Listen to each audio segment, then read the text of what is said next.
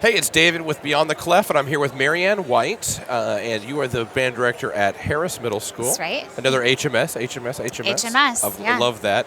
And you are also the creator of thatflippinbanddirector.com. It's true. So tell me, not necessarily about Google Classroom, but let's go into productivity. How do you use, in your job and in your day, how do you use Google? Well, I always have Google Drive open on a tab, always 100% of the time. And I keep all my files there. And that's kind of my hub for my everything. Everything I use for school. I have a personal account and a school account. And on my personal laptop, I have different profiles on my Google Chrome web browser, so I can switch between them really quick and see all of my stuff. So I've got that open all the time. And I am constantly using Google Docs and Google Sheets, and I am pretty good at figuring out how to make all the formulas work in Google Sheets so that the light turns green when a student has turned in all of their money for their trip. Or, I can do lots of cool formulas, and I can only do it because I looked them up. I Googled them. Right. I was like, hey, how do I make this box turn green? So if you want to learn how to do that, you just look it up. I also have some videos on my YouTube page that show you how to do it. That's always the thing, is just if you think it might be a possibility, it probably is. It's just the trick is how to Google it in the way that's going to get what you need. And then you can find all sorts of great stuff out there. Right. And I really believe that once you learn kind of the basics of all the different Google programs, you can then start to be really creative and make them work for you. Google Forms is one that I use a whole lot for even individual assessment of students. When you create a Google form and you're making a question, if it's a multiple choice or a drop-down menu, for example, if I ask, what clef do you read? And they choose treble clef or bass clef, then based on their answer, I can have them go to the next section.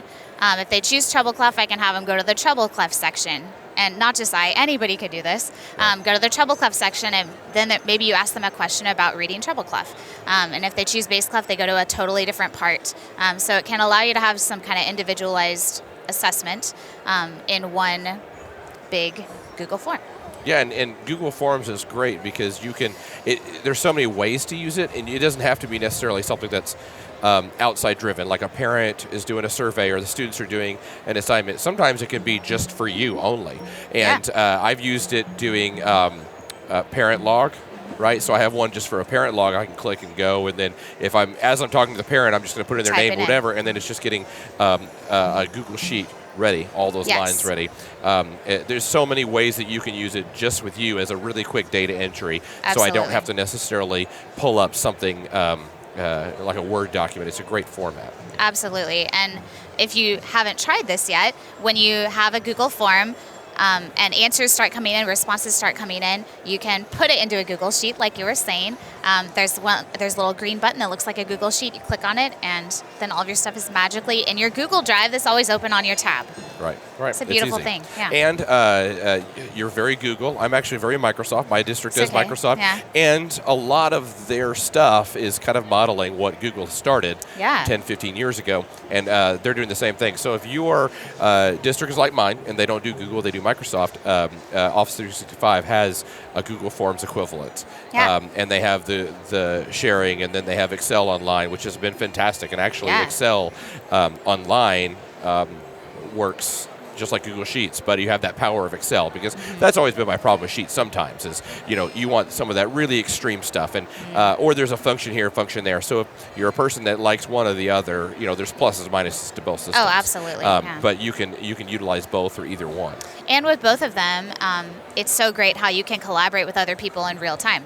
You can share a Google Sheet with your coworker, and you can both be typing stuff into it at the same time, and it's just live collaboration. It's very simple.